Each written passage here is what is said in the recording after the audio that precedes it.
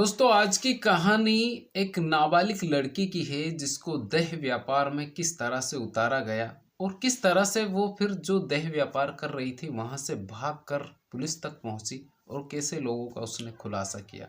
उसने एक नहीं बल्कि दो और लड़कियों को फिर आज़ाद करवाया, क्योंकि आज के ज़माने में हर हाथ में मोबाइल है, हर हाथ में सोशल मीडिया इंस्टाग्राम है और दोस्ती किसी भी माध्यम के जरिए हो सकती है, चाहे वो यूट्यूब हो, फेसबुक हो, इंस्टाग्राम हो, रॉन्ग नंबर हो, किसी के भी जरिए हो सकती है।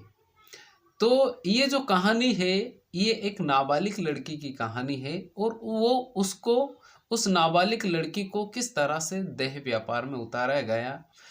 ज़्यादा पुरानी ये कहानी नहीं है, 8 दिन पहले की कहानी है।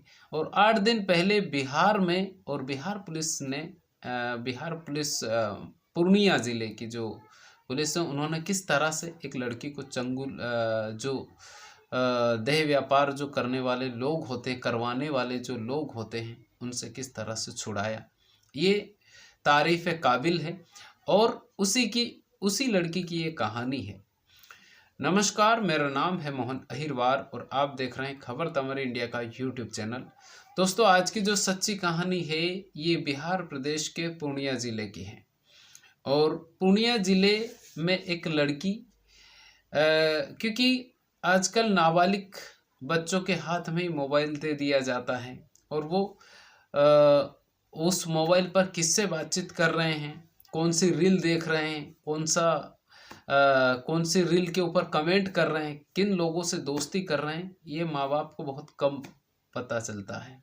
कुछ बच्चे ही होते हैं, 5% बच्चे जो अपने माँ बाप के साथ शेयर करते हैं अगर कोई गलत हरकत होती है तो, बल्कि 95% लोग जो 95% जो बच्चे होते हैं वो शेयर नहीं करते हैं। और इसका जब खुलासा होता है तब एक तरह से बहुत बड़ी घटना हो जाती है। और पूर्णिया ज़िले में भी सेम ऐसा ही हुआ। एक लड़की के पास मोबाइल था, अपने माता पिता ने उसको मोबाइल दिलवाया और उसके बाद में वो फ़ोन करने लगी रिश्तेदारों से, दोस्तों से, जब भी उसकी मर्जी होती थी। उसी अंतराल में एक रॉन्ग नंबर उस लड़की के पास आया और उस रॉन्ग नंबर से उस लड़की की पहली बार जब बातचीत हुई तो पहले मना कर दिया कि ये रॉन्ग नंबर है। फिर लड़के ने कॉल किया कि किसी न किसी ज़रिए से उसने उस लड़की से बातचीत करने की कोशिश की और धीरे धीरे उस लड़की को कन्वर्ट कर लिया बातचीत करने के लिए। अब जैसे ही इन लोगों की, उस लड़की और उस लड़के की जब दोस्ती हुई तो धीरे धीरे, मैं नाम भी बताऊंगा लड़के का, उस लड़के ने धीरे धीरे उस लड़की को अपने प्रेम जाल में फंसाना शुरू किया। जब प्रेम जाल में वो लड़की पूरी तरह से फंस गई, उसके बाद में उस लड़के ने उस लड़की को, हो सकता है 1-2 बार ये मिले भी हो, तो उसके बाद में उस लड़की को कहा कि शादी करेंगे। यानी वो नाबालिग लड़की थी, लड़की रहने वाली थी कटिहार की।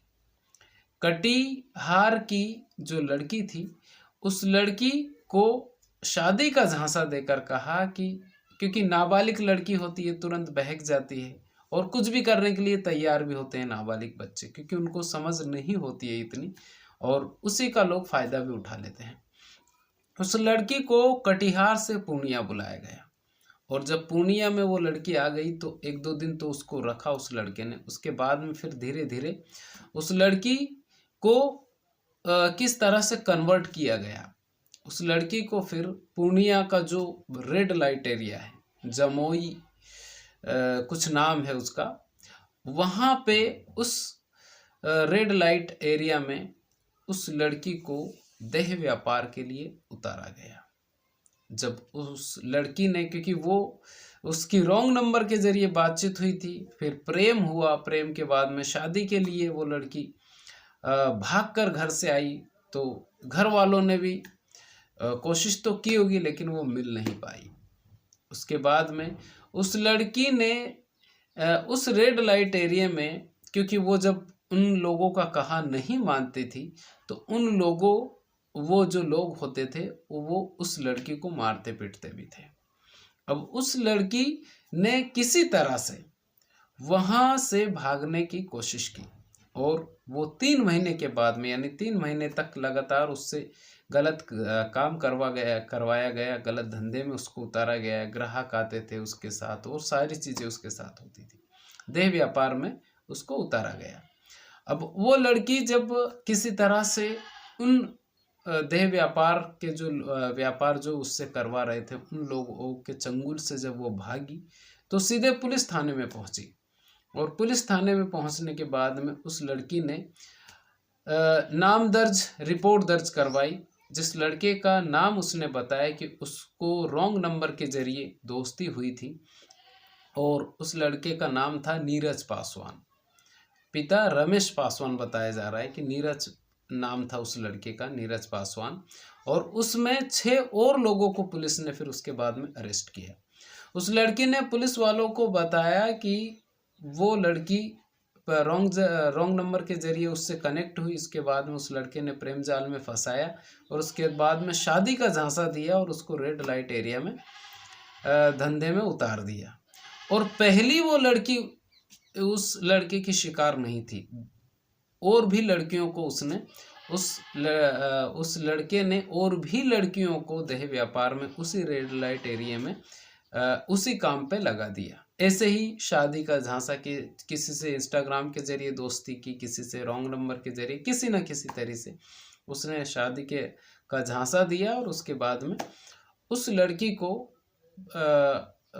उस लड़की को भेज दिया। और उसके बाद में जब पुलिस वालों ने छानबीन की तो बताया जाता है कि 6 लोगों को पुलिस ने अरेस्ट कर लिया। उसमें नीरज और 2 महिलाएं और 3 पुरुष और शायद कुछ फरार भी बताए जा रहे हैं।